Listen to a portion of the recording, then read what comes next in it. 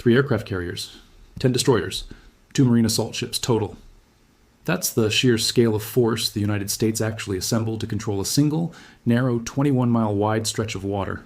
an amount of concentrated naval power that would be remarkable anywhere in the world at any point in modern history, let alone concentrated around one specific choke point that most people couldn't even locate on a map before this war began. And within weeks of that third carrier actually arriving in theater, one of them caught fire. Iran ran a live submarine and swarm boat exercise inside striking range of the entire fleet. And defense analysts started openly asking a genuinely uncomfortable question, whether America's own Navy could actually clear the exact same waterway it was busy blockading, a question with real consequential implications for global energy markets and the safety of ordinary commercial shipping crews throughout the entire region. Today we're laying out exactly what got sent, exactly what happened once all of it arrived, and exactly why controlling this one specific choke point has turned out to be far harder in practice than simply parking 3 carriers next to it and calling the job done. Every single day this deployment continues, more of these detailed operational stories keep quietly surfacing, rarely making it into the mainstream coverage most people actually see. Let's start with the actual buildup itself, because the scale here is genuinely staggering once you see all 3 separate pieces laid out clearly side by side, rather than scattered across different headlines over several months of coverage. According to Army recognition, on February 13th, the New York Times confirmed the USS Gerald R. Ford would be redeployed from Venezuela to the Middle East, becoming the second American aircraft carrier assigned to the region, joining the USS Abraham Lincoln, which had already arrived back in January and had been operating steadily in the Arabian Sea and Gulf of Oman under U.S. Central Command for weeks by that point. That same reporting detailed the Lincoln's own strike group in specific terms: Arleigh Burke-class destroyers, USS Frank E. Peterson Jr., USS Spruance, and USS Michael Murphy, each individually capable of launching Tomahawk cruise missiles and providing ballistic missile defense for the entire surrounding formation. A genuinely serious layer of protection built around just that first single carrier alone, with each of those destroyers carrying its own Aegis combat system capable of tracking dozens of potential threats simultaneously while coordinating engagement decisions across the entire strike group in real time. According to a separate Army recognition report specifically covering the Ford's actual arrival in the Mediterranean on February 20th, once that carrier reached the region, the U.S. presence consisted of 2 full carrier strike groups operating simultaneously, multiple destroyers spread across the eastern Mediterranean, the Red Sea, and the waters near the Strait of Hormuz itself, plus an entire additional layer of specialized supporting aircraft, F-35A Lightning II equipped with the AN/APG-81, active electronically scanned array radar and advanced sensor fusion capabilities that allow pilots to build a comprehensive picture of the surrounding battle space without needing to rely on separate, less integrated systems the way older aircraft generations typically require. F-15Es, F-16s, and A-10s, adding conventional strike depth to round out the overall force package, P-8A Poseidon Maritime Patrol aircraft, specifically hunting for submarine activity using their own dedicated radar and acoustic detection systems, and RC-135 rivet joint signals intelligence aircraft built specifically to map Iranian electromagnetic emissions across the entire theater in real time. That's 2 full carriers, backed by that entire supporting ecosystem of specialized aircraft, all in place before the 3rd carrier ever even entered the picture, representing an already substantial commitment of American naval power to a single regional crisis well before the situation escalated further into the historic 3-carrier formation that would follow just weeks later. Combined air wings across those first 2 carriers alone typically field somewhere between 60 and 90 fixed-wing aircraft, along with helicopters for anti-submarine and search and rescue duties, meaning even before the 3rd carrier arrived, the U.S. had already assembled a force capable of sustained air operations across the entire region, independent of any land-based airfield, a genuinely significant strategic advantage in a part of the world where basing rights with host nations can shift unpredictably depending on the day's regional politics and diplomatic climate. That was 2 carriers, then came the 3rd, and with it, a genuinely different order of magnitude entirely. According to The National, the U.S. deployed a 3rd full carrier group, alongside a total of 10 destroyers and 2 marine assault ships, specifically to enforce a blockade of the Strait of Hormuz, rather than simply maintain a general deterrent presence in the wider region. That same reporting described the operations base forming around all 3 carriers working together, the USS Abraham Lincoln, the USS George H.W. Bush, and the USS Gerald R. Ford, backed by comprehensive surveillance from satellites, E-2D Hawkeyes flying airborne early warning missions, AWACS aircraft, and P-8 Poseidons, all working in coordination to mark individual vessels and identify potential blockade runners across an enormous stretch of contested ocean stretching from the Persian Gulf through the strait itself. and out into the wider Gulf of Oman. That kind of layered, multi-domain surveillance picture, combining satellite imagery with airborne radar coverage and maritime patrol aircraft, represents a genuinely sophisticated intelligence gathering operation running continuously in the background of every single one of the more dramatic strike and blockade stories that actually make headlines. Stop and actually picture that specific formation. For a second, 3 separate aircraft carriers, each one representing a small floating city complete with its own functioning airfield, thousands of sailors, and a dedicated air wing operating in close, coordinated proximity, specifically to control a waterway that's only about 21 nautical miles wide at its very narrowest point. Between the 3 carriers combined, you're talking about somewhere in the range of 10 to 15,000 sailors and aviators, dozens of surface combatants providing escort and layered missile defense, and well over 100 fixed-wing aircraft capable of flying combat missions at any given moment, all concentrated around one single geographic choke point rather than spread across the broader region, the way naval power typically gets distributed during ordinary peacetime operations and routine training exercises. That's not a routine patrol mission. That's one of the largest concentrated naval deployments the United States has assembled anywhere in the entire world in years, arguably the largest, since well before this specific war even started.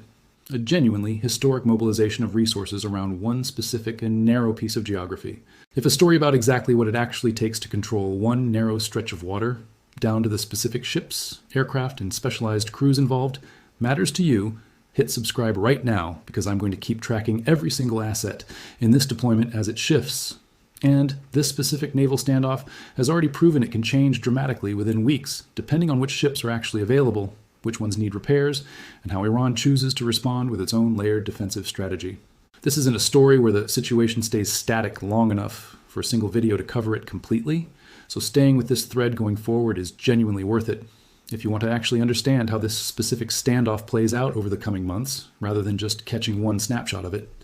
Now here's the part that should genuinely surprise you, because a force this massive, this carefully assembled, didn't exactly have a clean, uneventful arrival once it actually got into position. According to a report dated March 19th, the USS Gerald R. Ford was headed to Suda Bay in Crete for repairs after an onboard fire, temporarily shifting away from its operational role linked directly to the Iran tensions it had been specifically deployed to help manage. U.S. military officials said the fire was not combat-related, and 2 sailors received medical treatment for non-life-threatening injuries, remaining in stable condition according to that same report.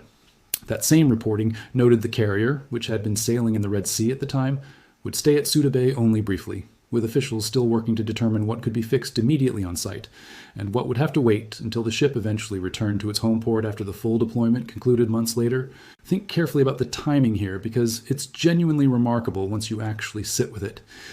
One of your 3 carriers, deployed specifically to help blockade one of the most sensitive and closely watched waterways on the entire planet, has to pull out for emergency repairs from a fire that had absolutely nothing to do with actual combat, just weeks after arriving in theater as part of this historic 3-carrier formation,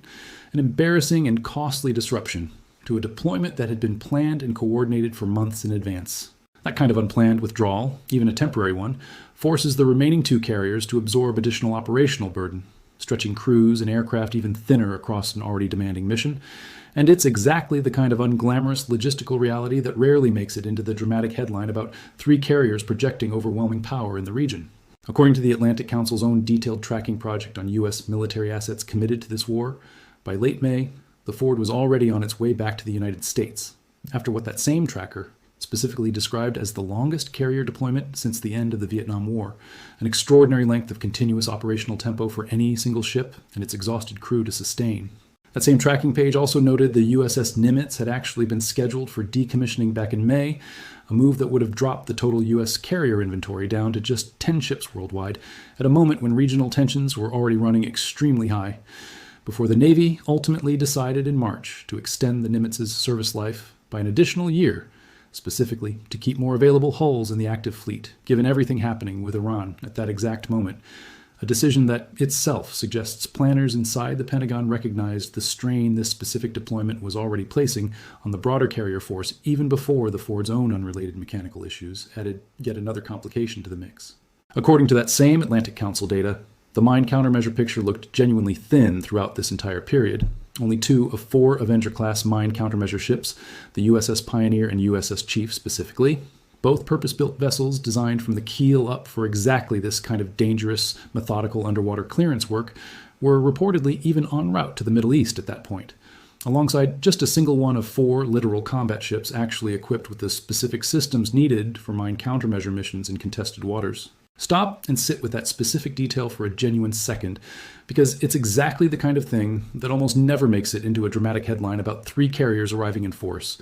You can have 3 entire aircraft carrier strike groups sitting in theater representing tens of billions of dollars in raw naval firepower, and still be critically, genuinely short on the actual specialized ships needed to clear mines from the one waterway.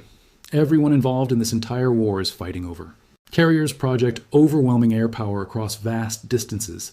They do not sweep mines from a shallow, narrow seabed, a task that instead requires slow, methodical, painstaking work by specially trained crews using sonar, unmanned underwater vehicles, and sometimes even divers working directly in contested waters.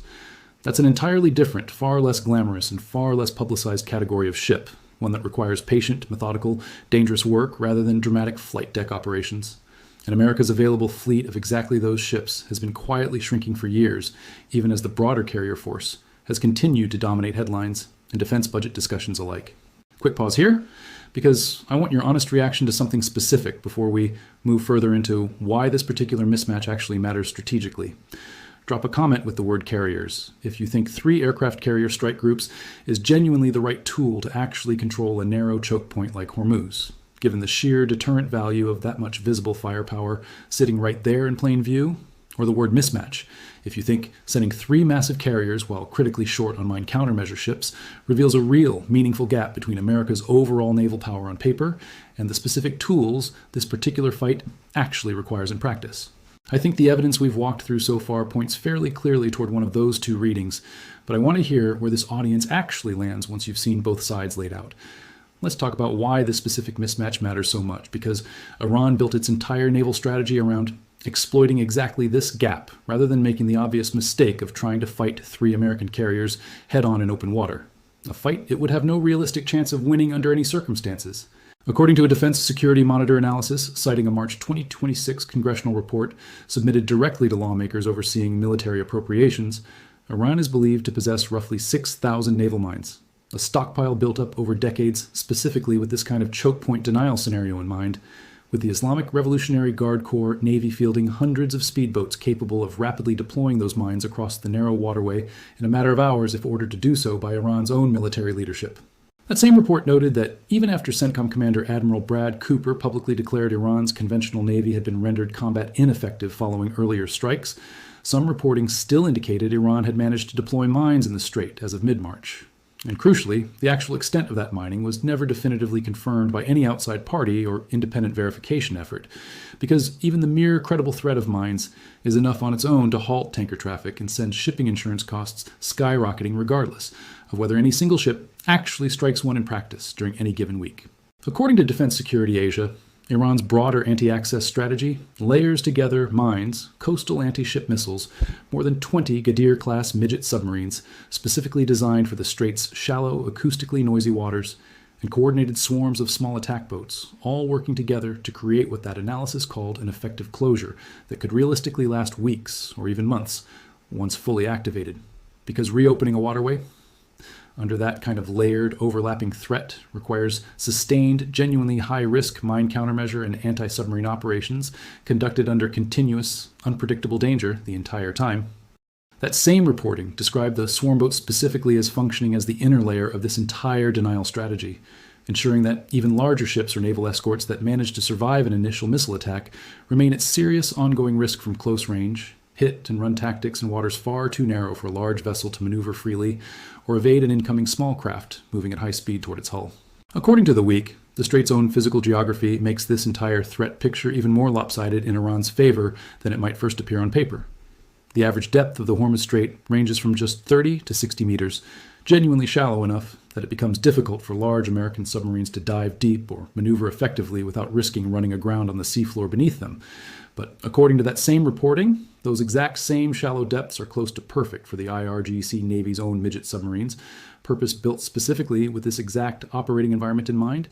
which can sit quietly on the shallow Gulf floor for extended periods, while fast attack craft operating on the surface conduct hit-and-run, guerrilla-style naval attacks against passing vessels. That same report described the ongoing conflict as having genuinely shifted from a war dominated by missiles and drone swarms into what it called an asymmetric naval fight, where Iran's own navy, qualitatively and quantitatively far weaker than America's on paper by almost every conventional measure of naval strength, has managed to punch well above its actual weight. Specifically because the underlying geography of this one narrow waterway favors exactly the kinds of tactics Iran has spent literal decades preparing and rehearsing for this exact scenario against a technologically superior adversary. According to a March report from MSN covering IRGC naval exercises directly and in detail, Iran's Revolutionary Guard Navy actually pushed submarines and fast attack craft directly into the strait for a live exercise. It called Maritime Security Belt 2026, declaring a temporary closure of the waterway for live fire drills while ordinary commercial tankers kept queuing patiently nearby, and U.S. carrier strike groups kept patrolling right alongside them the entire time without direct incident. That same report was genuinely careful to note that independent technical verification of exactly how many platforms Iran actually deployed during that exercise, what specific weapons they carried, or their precise positions relative to nearby American warships never actually appeared in any credible primary source, and that claims from IRGC-affiliated media about the true scale of that specific exercise should be treated as deliberate messaging rather than confirmed, verified order of battle data that outside analysts could independently corroborate. What's genuinely remarkable about that specific detail is what it reveals happening in parallel at the exact same time. That same MSN report noted Iranian and American negotiators were reportedly holding indirect nuclear talks during that exact same window through third-party intermediaries, meaning live submarine and swarm boat drills were unfolding inside striking range of an entire American carrier fleet, even while both governments were technically still talking through diplomatic channels behind the scenes, a genuinely strange juxtaposition of open military posturing and quiet diplomacy happening simultaneously on two completely separate tracks. If getting the full, sourced picture of this naval standoff, the carriers, the mines, the submarines, and the actual documented gaps in America's own mine-clearing capability matters to you, share this video with someone who's only heard that 3 carriers got sent to the region without understanding what Iran actually built specifically to counter that exact overwhelming show of force. That kind of sharing genuinely helps, because most coverage of this specific deployment stops at the impressive-sounding headline number, 3 carriers, 10 destroyers,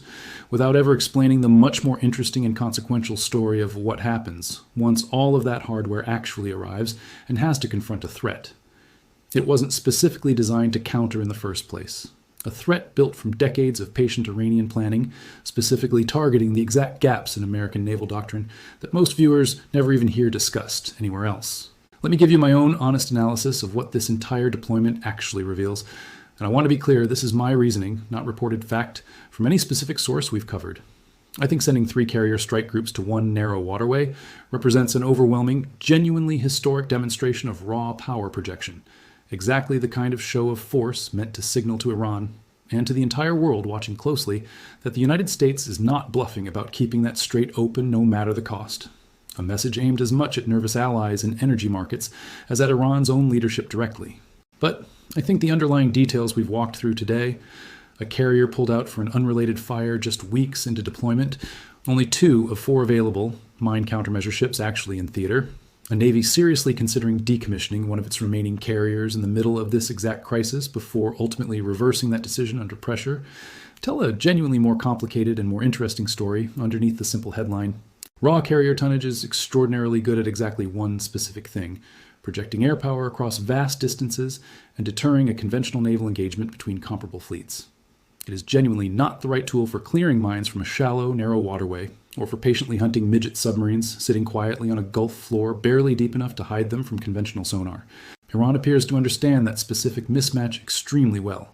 and has spent years deliberately building a naval strategy designed to exploit exactly that gap, rather than trying to match American carriers ship for ship in open water,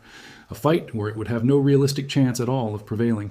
I also think there's a genuine important lesson here about the practical limits of even overwhelming military force when the actual fight taking place isn't the one your biggest, most impressive weapons were actually built for in the first place. 3 aircraft carriers sitting near the strait can absolutely deter a large-scale conventional Iranian naval attack, and the available evidence suggests they clearly have done exactly that throughout this entire deployment, since Iran has notably avoided any attempt at a direct, large-scale naval confrontation with that fleet at any point, choosing instead to rely entirely on the asymmetric tactics we've already walked through in detail. But they can't, by themselves, guarantee that a single fast attack boat, a hidden mine sitting somewhere along a busy shipping lane, or a midget submarine resting quietly on the shallow seafloor won't still manage to disrupt commercial shipping or damage an individual vessel, because that specific category of threat requires an entirely different set of specialized ships and sustained, patient, genuinely dangerous operations to actually counter effectively exactly the category America's own publicly available tracking data shows it's currently short on relative to the scale of the broader carrier deployment. That's not necessarily a failure of American naval power in some broad, sweeping sense. It's a much narrower mismatch between the specific tool available in overwhelming quantity, aircraft carriers, and the specific technical problem this particular choke point actually presents: mine clearance and shallow water anti-submarine warfare. Two categories of naval operation that have historically received far less funding and far less public attention than flashy carrier deployments, despite arguably mattering more in a fight over a choke point this narrow and this genuinely shallow. That underinvestment in unglamorous but genuinely critical mine warfare capability isn't unique to this specific conflict either. It's a pattern defense analysts have flagged repeatedly across multiple different administrations and multiple different budget cycles over the years, with mine countermeasure ships consistently losing out to more visible, more politically popular investments in carriers, fighter jets, and submarines during congressional budget negotiations. And this specific standoff in the Strait of Hormuz may end up serving as the clearest real-world demonstration yet of exactly why that persistent gap actually matters, once it finally gets tested under genuine operational pressure rather than just discussed abstractly in a Pentagon budget hearing room far removed from any actual mined waterway. I want to close on what this genuinely means for the people whose lives depend on that same waterway staying open and safe, well beyond the strategic chess match between two governments playing out largely on paper and in press releases. Every single tanker crew transiting those two narrow, mile-wide shipping lanes right now, day after day, week after week, is doing so knowing that somewhere out there, an Iranian midget submarine could be sitting quietly on the shallow floor beneath them, that a minefield of genuinely unknown extent may or may not actually be present along their exact route, and that 3 American carriers nearby, however powerful and however reassuring their presence might feel from a distance on a map, cannot promise them individual safety on any single specific transit through that exact stretch of water on any given day of the week. That's the actual lived reality behind headlines about carrier deployments and blockade statistics. Real sailors on real commercial vessels making a genuine, calculated risk every single time they enter that stretch of water, regardless of how many American flat tops happen to be patrolling somewhere in the general vicinity that particular day. Think about what it would actually feel like to be the captain of an ordinary commercial tanker approaching that strait right now, watching your own ship's radar for anything unusual, knowing that the actual threat you're most likely to encounter isn't a dramatic missile strike from a hostile aircraft, but something far quieter and far harder to detect in advance, a mine sitting just beneath the surface, or a small, fast attack boat that could close distance in a matter of seconds, before your own crew even has time to react appropriately or radio for assistance from the nearest American escort vessel. That's a genuinely different kind of fear than facing conventional military hardware head-on. The fear of an unseen, patient threat rather than a visible, identifiable one that at least gives you some warning and some chance to respond. And it's exactly the kind of psychological pressure Iran's entire naval strategy has been deliberately designed to create throughout this specific standoff, degrading confidence in the safety of the strait, without necessarily needing to strike a single vessel to achieve that same practical effect. So here's where things actually stand based on the most recent verified reporting available on this specific naval standoff, laid out clearly one final time, so you walk away with the complete, accurate picture, rather than just the impressive-sounding headline number that most coverage stops at. The United States built up to 3 simultaneous aircraft carrier strike groups, the Lincoln, the Bush, and the Ford, backed by 10 destroyers and 2 marine assault ships, specifically to enforce control over the Strait of Hormuz, one of the largest concentrated naval deployments the country has assembled anywhere in years. The Ford itself suffered a non-combat related onboard fire that forced an emergency repair stop in Crete just weeks into its deployment, before eventually heading home after completing the longest carrier deployment since Vietnam. A genuine testament to how much strain the specific operation placed on both the ship and its exhausted crew. America's mine countermeasure fleet, the specific category of ship actually needed to clear the exact threat Iran has built its entire strategy around, remained critically thin throughout this entire period, with only a small fraction of available ships actually present in theater relative to the scale of the broader carrier deployment surrounding them. And Iran, understanding this precise mismatch between American strength and American gaps, built a layered defensive strategy around roughly 6,000 naval mines, More than 20 midget submarines perfectly suited to the Strait's shallow waters, and coordinated swarms of fast attack boats, running live exercises with that same force directly inside range of the American fleet, even while nuclear talks were reportedly continuing behind the scenes at the exact same time, a genuine demonstration of confidence in its own asymmetric approach. That combination, overwhelming American carrier power on one side and a patient, asymmetric Iranian strategy specifically built to exploit the gaps in that same power on the other, is genuinely what makes this particular standoff so difficult to resolve cleanly through military force alone, unlike a conventional war between two comparable navies where superior firepower alone would likely settle the outcome fairly quickly. Neither side's approach guarantees a clean, decisive outcome on its own,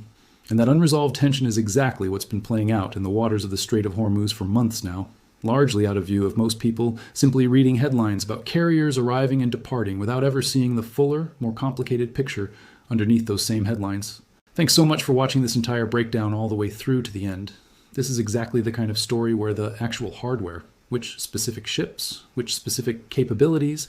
which specific gaps in the fleet relative to the threat actually posed, tells you far more about who genuinely holds the practical advantage in this standoff than any single dramatic headline about carriers arriving in force ever could on its own. Stories like this one are precisely why I try to name the exact ships, the exact classes, and the exact sourcing behind every single detail, rather than just repeating whatever version of events happens to be traveling fastest online. Because the difference between three carriers projecting overwhelming power and a genuinely honest accounting of the mine countermeasure ships actually available to clear that same waterway changes how confident you should really be about which side is actually winning this specific, narrower fight over the strait itself and its long-term stability. Make sure you're subscribed so you catch the next update the moment this naval buildup shifts again, whether that's additional mine countermeasure ships finally arriving in theater from other fleets, a change in which carriers are actually deployed at any given time as maintenance cycles rotate through, or new details on exactly what Iran's own naval forces are doing beneath the surface of that water.